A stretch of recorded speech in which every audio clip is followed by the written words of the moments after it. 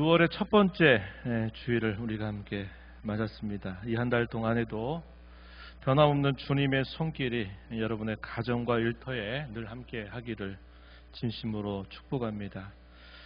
복된 주님 앞에 나오신 여러분들 또 환영하고 또 주의 은혜와 평강이 여러분 가운데 함께 하기를 바랍니다. 이 시간 말씀을 전하는 저와 또 말씀을 듣는 여러분들 모두에게 성령께서 또 깨달음의 은혜를 풍성하게 더해 주시기를 바랍니다. 오늘 우리가 본문 말씀을 살피기 전에 또 말씀을 좀 이해하는 일에 돕기 위해서 빌립보 교회 또 빌립보서에 대해서 여러분들에게 간단하게 소개를 좀 하는 게 좋겠습니다. 이 빌립보 교회는 유럽 최초의 교회로 세워졌습니다. 주 약 49년경 제 두 번째 전도 여행 가운데 바울 사도와 복음의 일꾼들에 의해서 설립된 교회입니다. 원래 이 빌립보는 의도했던 행선지는 아니었습니다. 그가 원래 아시아 쪽으로 복음을 전하러 가려고 했었는데 밤에 마게도냐 사람들이 환상 가운데 와서 도와달라라고 하는 음성을 듣게 되고 성령께서 인도하시게 되면서 행선지가 갑자기 바뀌게 되었던 것입니다. 그래서 이곳을 그들이 찾아가게 된 겁니다. 그런데 이곳에 도와달라고 하는 음성을 듣고 가서 복음을 전하지만 이 복음을 전하는 일이 결코 쉽게 되어지지 않았습니다. 많은 박해를 당하게 되면서 이 바울 사도와 그의 일행들은 이 빌립보 감옥에 투옥을 당하기도 했습니다. 우리가 잘 아는 자주장사였던 루디아와 그의 가족이 바로 이 빌립보 교회에서 처음 믿음을 시작한 인물들로 소개되고 또 이 빌립보 감옥에 있을 때 간수와 그의 가족들이 특별한 기적 사건을 통해서 그 가족이 예수 그리스도를 구주로 영접하게 됩니다. 그리고 오늘 우리가 말씀 가운데 등장하고 있는 에바브로디도라고 하는 사람, 이런 인물들이 이 빌립보 교회의 처음 일원으로 함께 시작을 했음을 우리가 알게 됩니다. 이렇게 세워지고 난 다음에 이 빌립보 교회는 그들의 규모와 크게 상관이 없이 바울 사도가 복음을 전하는 일에 있어서 몇 차례 이 전도 여행을 후원하기도 했습니다. 박해 가운데 세워진 교회였음에도 불구하고 그곳에 교회가 자리 잡게 되고 또 자신이 복음을 전하는 일에 또 함께 힘을 모아준 그 성도들에 대한 그 마음, 사도의 마음을 또 사로잡기에 아마 충분하지 않았나 이런 생각을 우리가 할 수 있겠습니다. 바울 사도는 주 62년경에 로마 감옥에 그가 투옥을 당하면서 가이사의 재판을 기다리게 됩니다. 바로 그때에 본 편지를 써서 에바브로디도의 편으로 이 빌립보서를 전달했을 것입니다. 그가 감옥에 있어서인지 그는 이 빌립보서를 통해서 장래 소망을 붙들고 오늘이라고 하는 현실을 어떻게 살아야 할지에 대해서 강조해 줍니다. 그래서 오늘 설교의 제목을 그리스도인의 오늘 살기라는 제목을 붙여서 오늘 말씀을 함께 나누겠습니다. 여기서 말하는 오늘이라고 하는 의미는 여러분들이 충분히 아시겠지만 말 그대로 문자적으로 오늘을 뜻하는 말이 아님을 여러분도 잘 아실 것입니다. 오늘과 내일이라고 하는 이 표현은 상징적인 의미를 지니고 있습니다. 오늘이란 말은 지금 여기라고 하는 현재를 나타내는 표현이라면 내일은 그때 거기라고 하는 궁극적인 미래를 나타내는 뜻입니다. 이런 의미로 오늘 말씀을 우리가 함께 좀 살펴보도록 하겠습니다. 오늘 우리는 먼저 본문을 중심으로 해서 그리스도인이 오늘이라고 하는 현실을 어떻게 살아야 될지를 생각해 보려고 합니다. 내일을 먼저 생각을 해본 다음에 이제 오늘을 어떻게 살 것인지 함께 말씀에 귀를 기울여 보겠습니다. 주보를 참고하시면서 여러분들이 함께 말씀을 경청하시면 도움이 될 것입니다. 그리스도인으로 오늘을 잘 살기 위해서 먼저 우리가 생각해야 될 내용은 내일을 소망 가운데 바라보자고 하는 것입니다. 내일이 보장된 오늘, 내일이 없는 오늘을 여러분 한번 생각해 보십시오. 한 성경학자는 종말에 대한 자신의 신념이 결국 지금의 삶을 결정한다라고 말한 바 있습니다. 상당히 일리 있는 표현이라고 생각이 돼요. 말하자면 내일은 멸망이라고 하는 신념을 가진 사람은 오늘을 살면서 모든 것들을 다 거기에 쏟아붓고 살 것입니다. 잘 먹고 잘 살고 잘 즐기면 그만이지 하는 생각으로 살아갈 것입니다. 반면에 내일이 오늘보다 더 좋은 때, 아니 내일이 오늘보다 말할 수 없는 정도로 영광스러운 때로 여기는 신념을 가진다면 내일을 준비하는 오늘을 살아갈 수 있게 된다 하는 것이죠. 성경이 가르치는 우리의 미래는 오늘보다 나은 내일이 아니라 오늘과 질적으로 비교할 수 없는 전혀 새롭고도 영광스러운 내일임을 성경은 우리에게 말해주고 있습니다. 오늘 우리가 읽은 본문 20절 상반절에서 바울 사도는 자신을 포함해서 모든 성도에게 하늘의 시민권자다라고 소개를 해주고 있습니다. 그러나 우리의 시민권은 하늘에 있는지라 이렇게 말하죠. 여기서 하늘이라고 하는 말은 실제 하늘을 말하는 것이 아님을 여러분 아실 것입니다. 이 하늘이라고 하는 말은 하나님의 나라를 나타내는 표현이 되겠습니다. 이민 생활을 오래 해본 분들은 타국 생활의 고충과 어려움을 아마 잘 알고 계실 것입니다. 저도 말레이시아라고 하는 곳에 짧게 거주한 경험이 있는데 이 비자 문제로 인해서 참 서러움과 고충을 겪었던 기억을 떠올려 보게 됩니다. 비자로 갱신을 해야 될 때가 다가오게 되면 괜히 죄인처럼 막 여겨지는 그런 서러움을 느꼈던 기억이 납니다. 이 비자 문제는 기본적으로 거주하는 것뿐만 아니라 그곳에서 누릴 권리와도 연결되는 중요한 문제죠. 특히도 제가 있었던 이 말레이시아는 영주권이 주어지지 않는 나라였습니다. 오래 살아도 영주할 수 있는 나라가 아니고 이주민으로 수십 년을 살아야만 되는 그런 나라였습니다.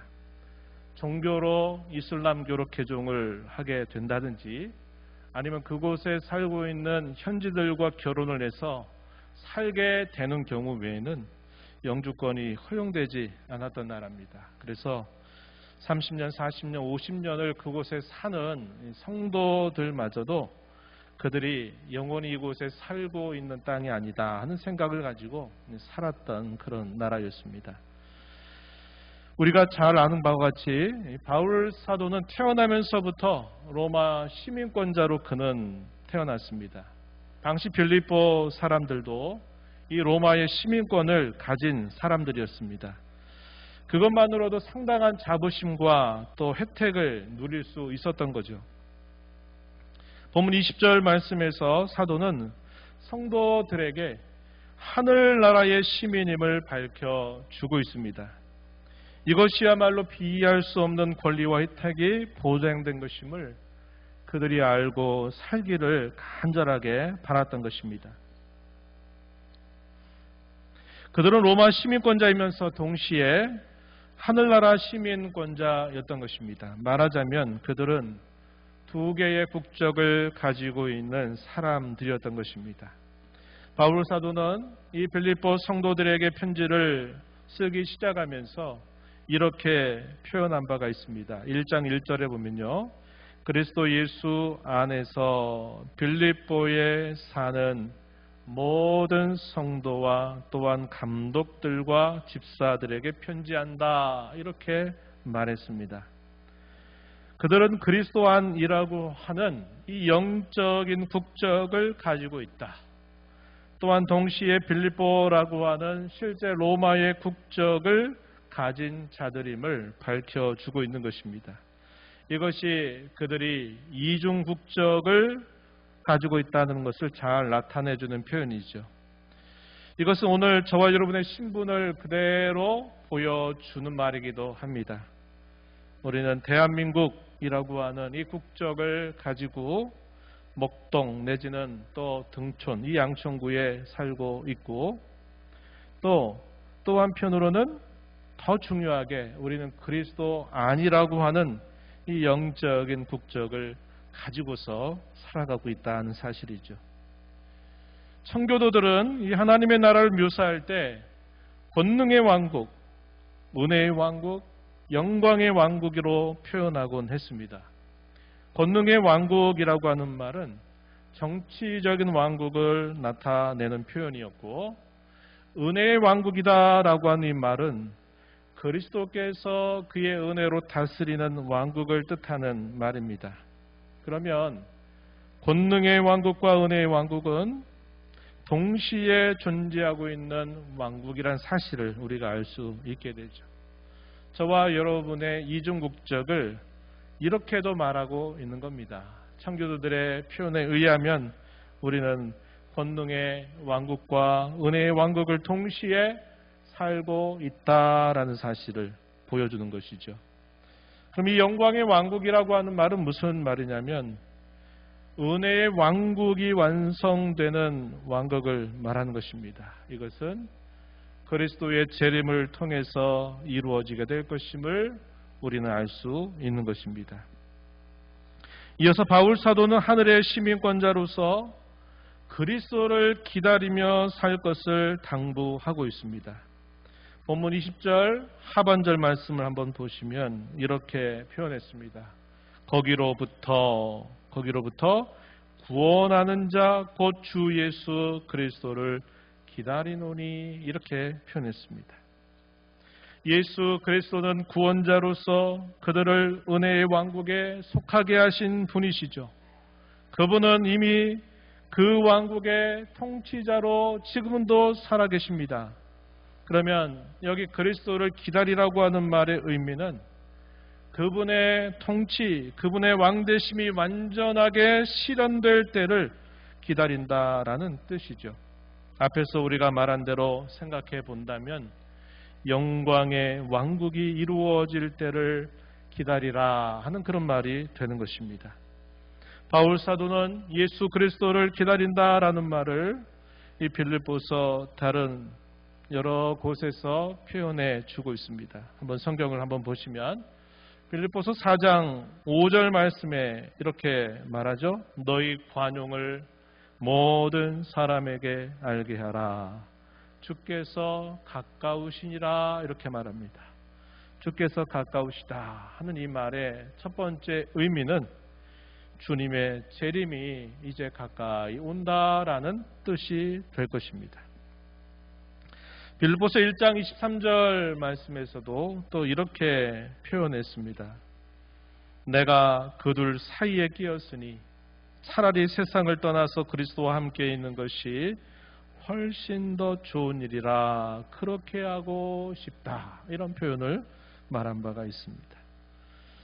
또 1장 6절 말씀에 보면은 또 이렇게 표현했어요. 너희 안에서 착한 일을 시작하신 이가 그리스도 예수의 날까지 이루실 줄 우리가 확신한다. 10절에서도 너희로 지극히 선한 것을 분별하며 또 진실하여 허물 없이 그리스도의 날까지 이루고 이렇게 표현하죠. 그리스도의 날, 예수 그리스도의 날 이렇게 표현하고 있습니다. 또한 이어지는 말씀에 보면 예수 그리스도로 말미암아 의의 열매가 가득하여 하나님의 영광과 찬송이 되기를 원하노라. 하나님의 영광과 찬송이 된다. 이것도 그리스도의 재림과 관계된 표현이 되고 있는 겁니다. 읽은 말씀처럼 주께서 가까우시다라고 하는 이 말도 주의 재림과 관계된 표현이고 또 1장 6절 이하에서 읽은 말씀처럼 그리스도 예수의 날 하나님의 영광과 찬송이 되는 때 이렇게 사도가 말하면서 이것이 다 그리스도의 재림과 관계된 소망임을 밝혀주고 있습니다. 특별히 1장 23절의 말씀에서 그리스도와 함께 있는 것이라고 표현을 했는데, 이 말씀은 은혜의 왕국에 사는 성도들이 죽음의 관문을 통과해서 우리의 영혼이 그리스도와 함께 온전히 있는 상태를 나타내주는 표현이죠. 이거를 신앙적인 용어로는 중간 상태다 이렇게 부르는 것입니다. 사도는 감옥에 있으면서 자신은 이 육신의 몸을 벗어나서 자기가 온전히 그리스도와 함께 있기를 원한다고 그의 간절한 열망을 표현하고 있는 것입니다. 그러한 때가 되게 된다면 그리스도와 같이 영광스러운 몸의 형체로 변화된다고 사도는 가르쳐 주고 있습니다. 우리가 읽은 본문 21절 말씀 마지막 절을 한번 보시면 이렇게 표현했습니다. 그는 만물을 자기에게 복종하게 하실 수 있는 자의 역사로 우리의 낮은 몸을 자기 영광의 몸의 형체와 같이 변하게 하시리라. 이렇게 말씀했습니다. 이 말씀은 그리스도의 강림으로 은혜의 왕국에서 영광의 왕국으로 들어가게 될 때, 즉 하나님의 나라가 완성될 때 변화될 우리의 모습을 알려주는 말씀입니다. 영광의 나라에 들어갈 모습으로 변화될 것이라고 말씀은 우리에게 알려주고 있어요. 그 나라의 품격에 맞는 상태, 즉 지금의 이 낮은 몸으로는 그 나라에 들어갈 수 있는 품격이 되지 못하는 거죠.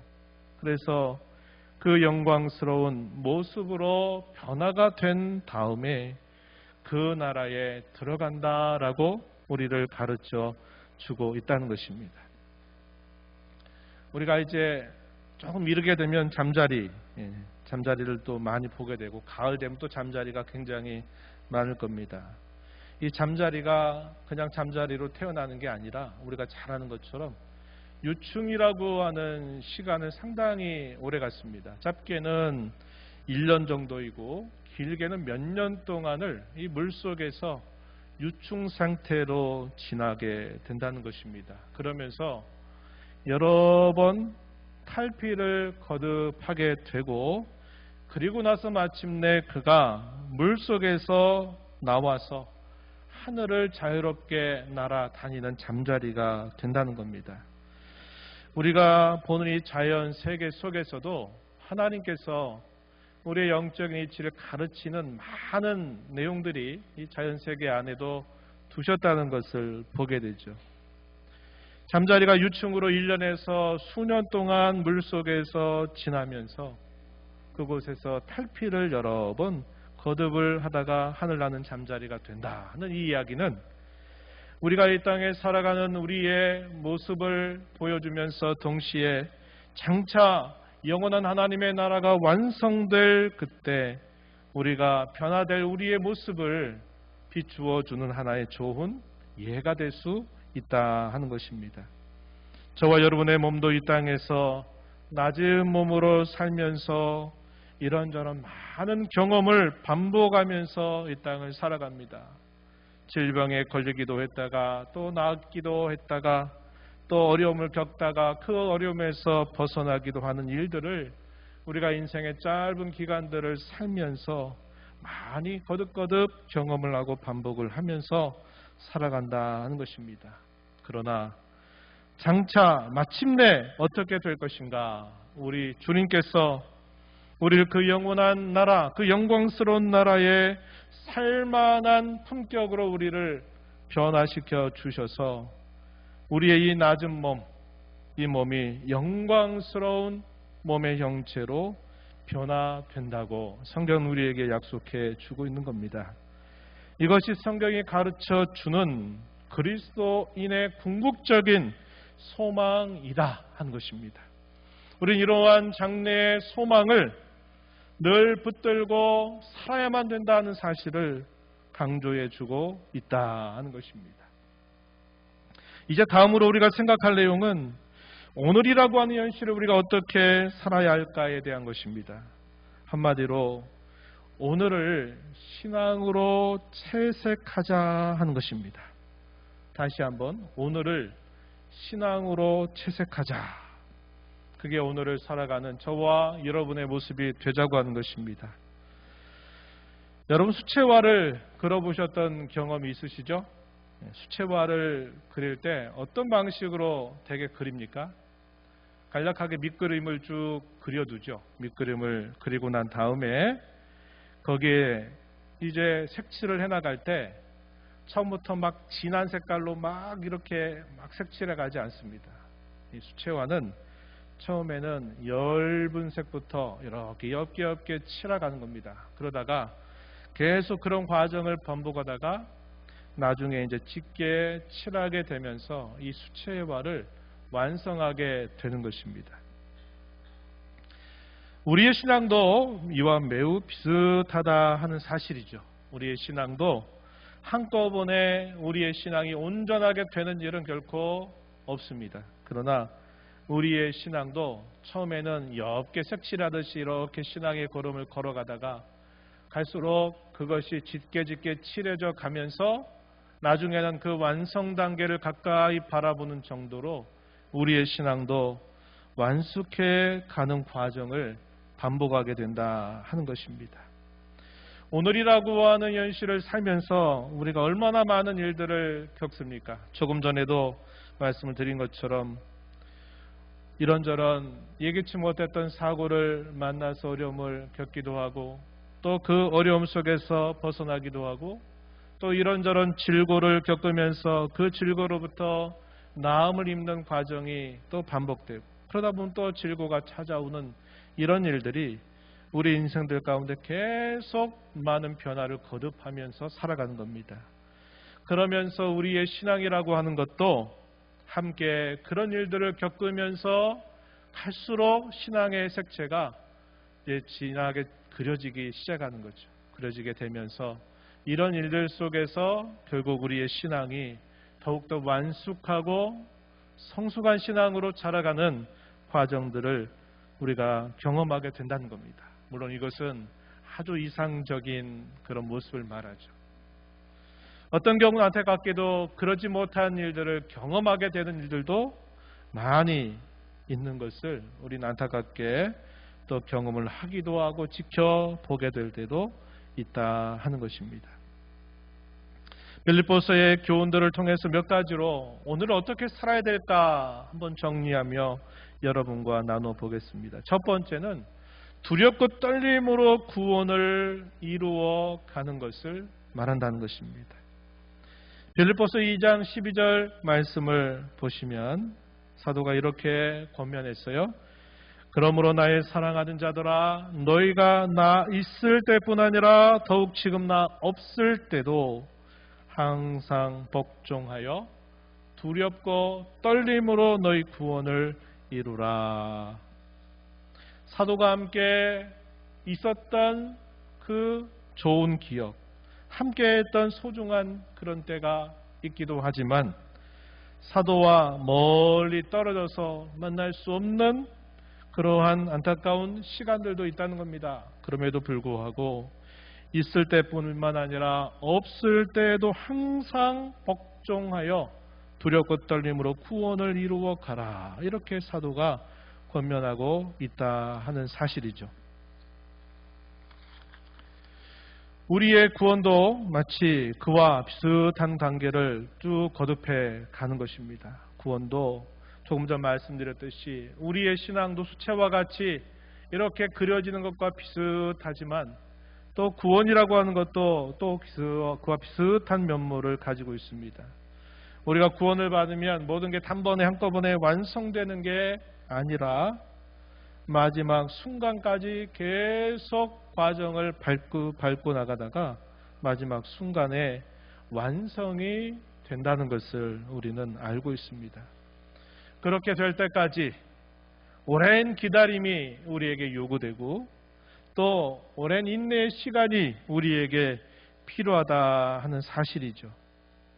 그러기 위해서 우리가 주목할 것이 있습니다. 그것이 뭐냐면 우리의 주위에 함께 이 신앙의 걸음을 걸어가는 이들을 우리가 잘 살펴보면서 좋은 것들은 잘 본받아야 되겠고, 또 좋지 못한 것들은 반면교사로 삼아서 늘 우리를 조심히 세워가는 자세가 필요하다는 것입니다. 신앙 궁극적으로는 하나님 앞에 내가 홀로 서는 것이죠. 그러나 이 신앙은 나 혼자만 하는 것이 아니라 우리 주위에 함께 이 신앙을 가진 많은 이들이 함께하고 있다 하는 것입니다. 그 신앙의 면모도 매우 다양하죠. 한 사람이 모든 것을 다 표본으로 삼기에는 너무나 많은 사람들이 하나님을 섬기고 있고 또 그들이 많은 신앙을 가지고 있다는 것입니다. 그래서 우리가 함께 교회를 이루고 있는 여러 성도들의 모습을 보면서 또 우리 곁에 우리 주위에 있는 그런 많은 신앙의 사람들을 우리가 살펴보면서 그들이 남겨주는 좋은 모습들에 관하여서는 언제나 겸손한 태도로 본받으려 힘을 기울이면서 또 반대로 그렇지 못한 모습이 보이게 될 때는 반면교사로 삼고 거울 삼아서 우리의 신앙을 되돌아보고 잘 정비해가는 자세가 우리에겐 필요하다 하는 사실입니다.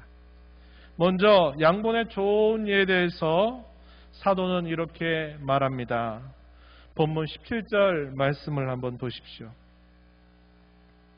형제들아, 너희는 함께 나를 본받으라. 그리고 너희가 우리를 본받은 것처럼 그와 같이 행하는 자들을 눈여겨보라. 이렇게 말합니다.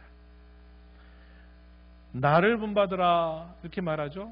사도 자신을 본받으라는 겁니다. 그 말은 사도 자신이 그리스도를 그렇게 존귀하게 하기를 원하고 그리스도와 함께하는 것을 그토록 바라는 그의 마음의 중심을 따라서 그의 모습을 본받으라고 하는 말이고, 이어지는 말씀 그와 같이 행하는 자들을 눈여겨보아라 이렇게 말하는 것은 사도뿐만 아니라 사도 곁에 디모데도 있고 또 그들이 너무 잘 알고 있는 에바브로 디도 같은 인물도 있고 또 많은 복음의 동역자들 또 함께 같은 교회에 속해서 하나님을 사랑하며 믿음 생활을 잘하고 있는 그런 이들에 대하여서도 눈여겨보면서 좋은 것들을 본받으라 이렇게 권면하고 있는 것입니다.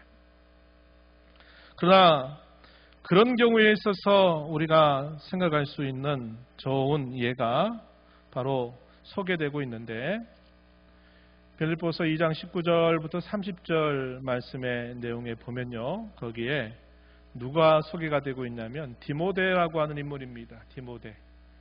그들에게 처음 복음을 전할 때 바울과 함께 그 빌립보 지역에 들어가서 박해 가운데 복음을 전하면서 함께 했던 신실한 그 디모데.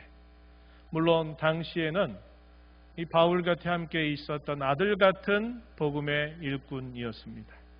그리고 또 한 명 소개되고 있는 인물이 에바브라 디도라고 하는 인물입니다. 이 사람은 어떤 사람인가? 아마 복음의 시초에 그가 복음을 듣고 예수 그리스도를 믿는 자가 되었는데 그때로부터 그가 믿음이 신실한 사람으로 잘 성장해서 바울 사도가 복음을 전할 때 또 바울 사도가 감옥에 투옥되어 있다고 하는 사실들을 듣고서는 이 빌립보 교회 성도들이 자신들의 사랑의 마음을 담아서 이 사도를 후원하는 그 후원금을 전달하게 된 겁니다. 그래서 빌립보 교회 파송을 받아서 그가 이 로마 감옥으로 찾아온 것입니다.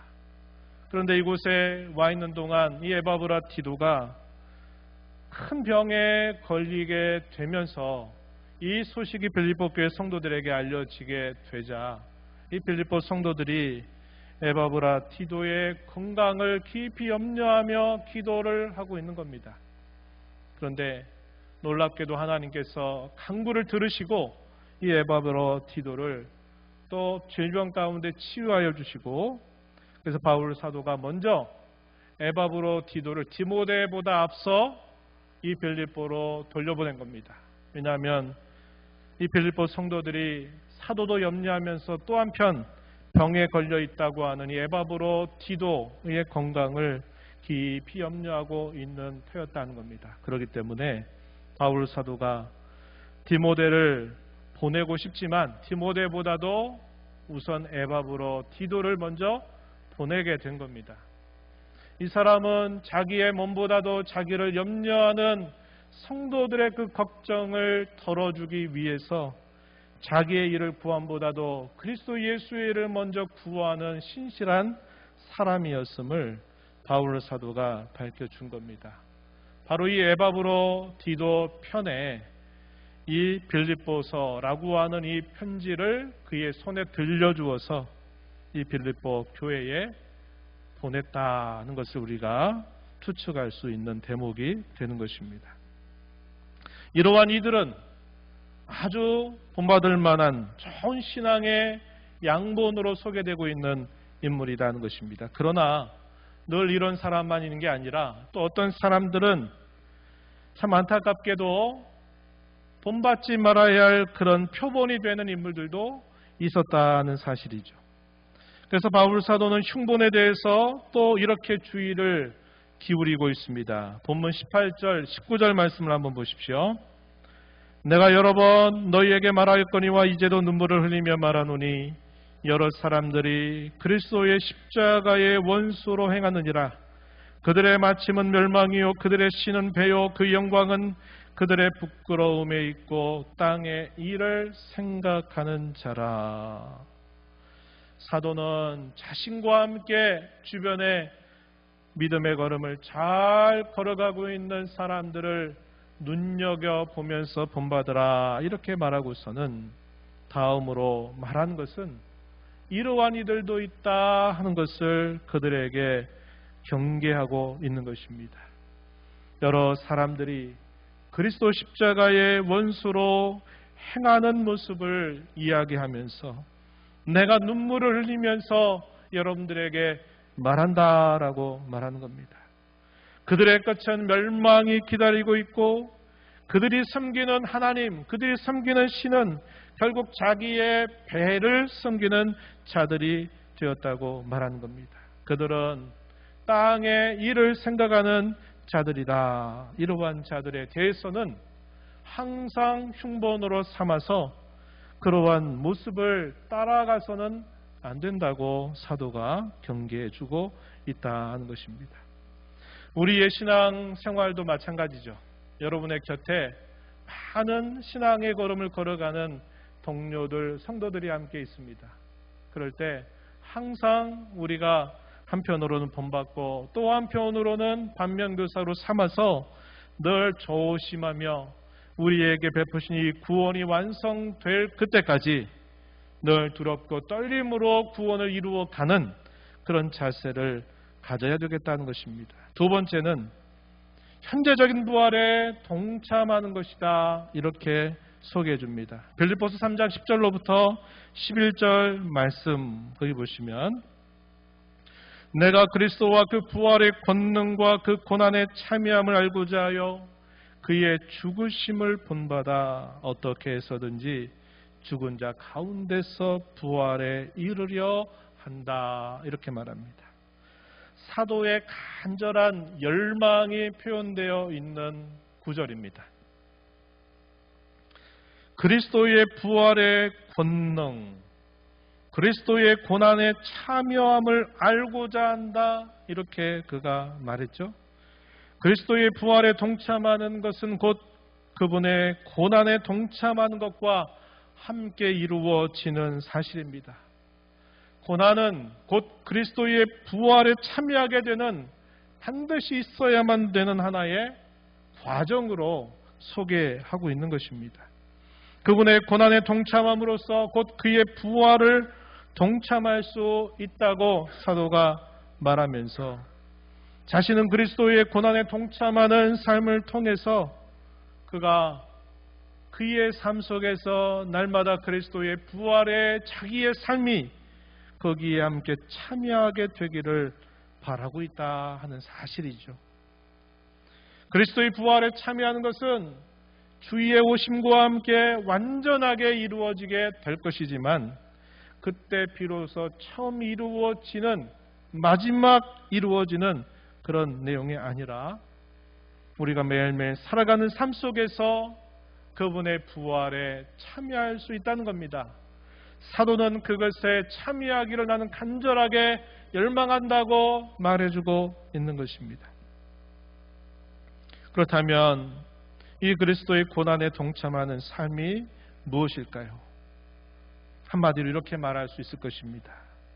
우리의 옛사람이 날마다 죽고 우리의 새사람이 날마다 살아나는 일들, 이것이 그의 고난에 동참하면서 우리가 그의 부활을 현재적으로 참여하게 되는 일이 된다고 하는 것입니다.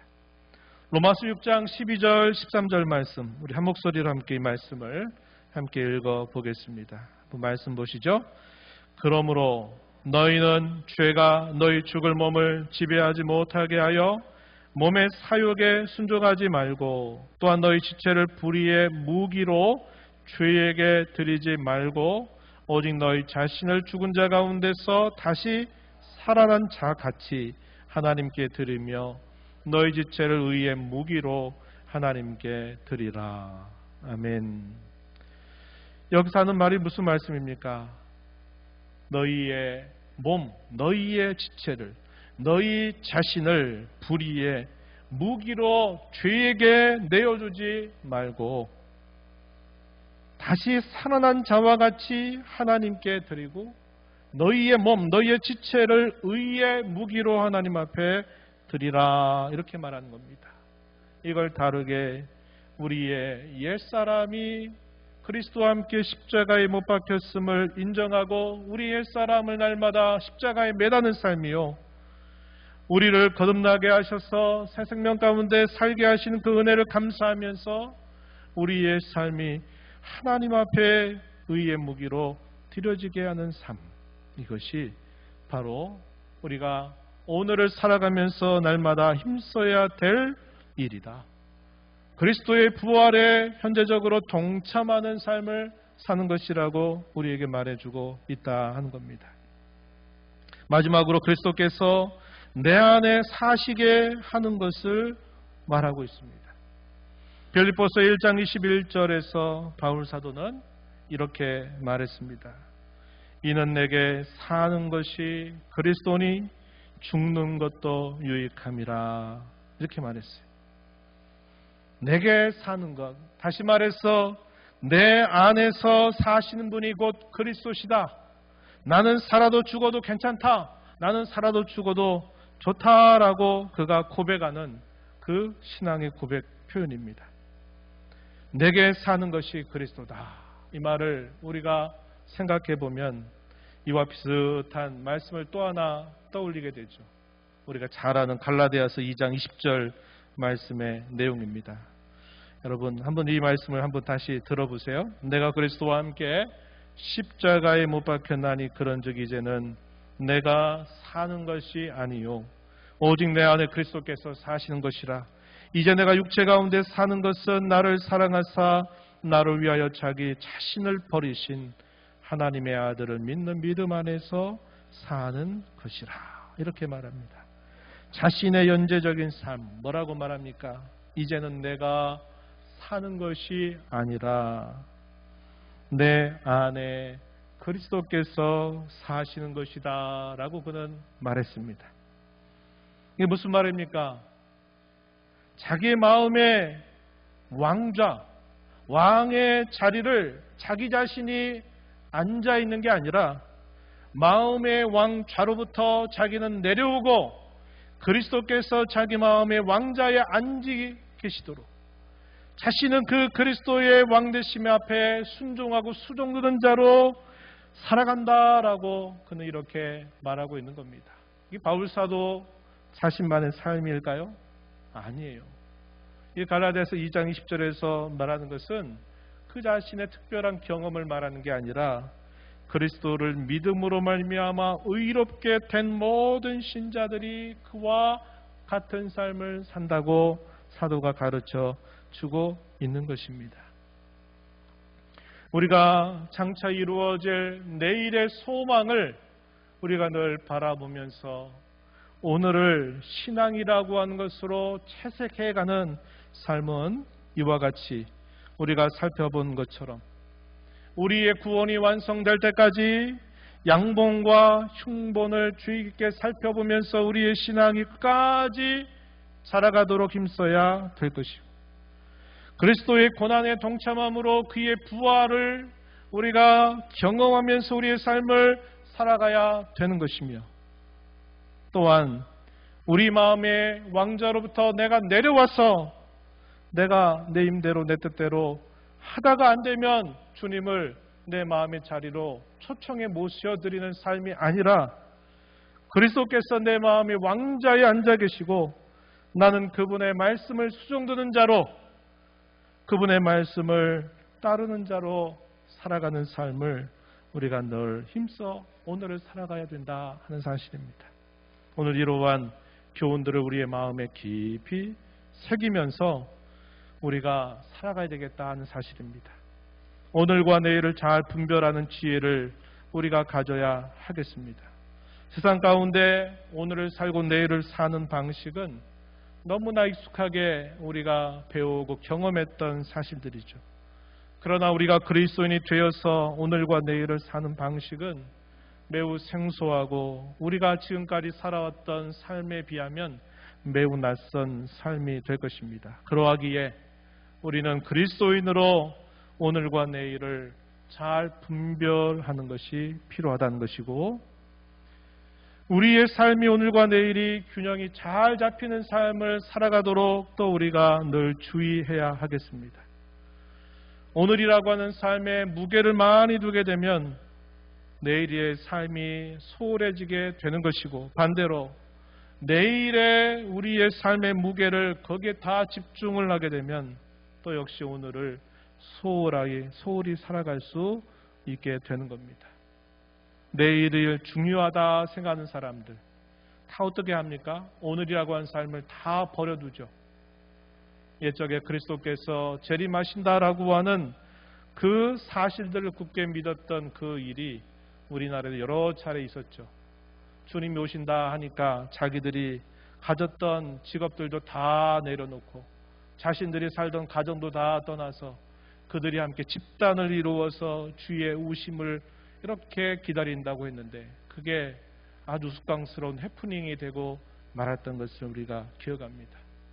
또 반대로 오늘이 전부인 것처럼 여기고 살아가게 된다면 내일을 생각지 않고 살아가는 삶을 우리가 또 살 수 있다는 것이죠. 그래서 우리는 내일이라고 하는 성경의 이 확고한 약속을 소망으로 붙들고 오늘이라고 하는 것을 이런 신앙의 내용들로 계속 수채화를 그려가듯이 계속 우리가 신앙을 다져서 오늘을 우리가 힘있게 잘 살아가는 그런 삶이 되어야 하겠다 하는 것입니다. 오늘 이 말씀을 저희 마음에 새기면서 이 두 가지 이런 분명한 교훈들을 마음에 새기면서 남은 생에 서로 위로하고 격려하며 살아가게 되기를 진심으로 축원합니다. 하나님 아버지 감사합니다. 오늘 저희들을 불러주셔서 이 땅의 수많은 사람들은 내일이 없다는 생각으로 오늘을 잘 먹고 잘 살고 잘 즐기며 살면 된다고 생각하고 죄 짓는 것을 특별하게 잘못된 것으로 여기지 않으면서 살아갑니다.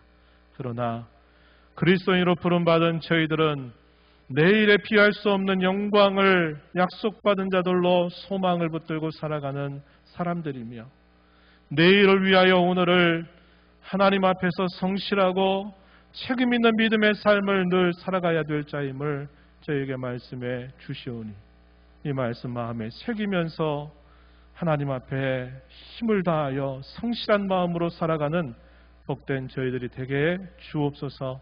예수님 이름으로 기도하옵나이다. 아멘.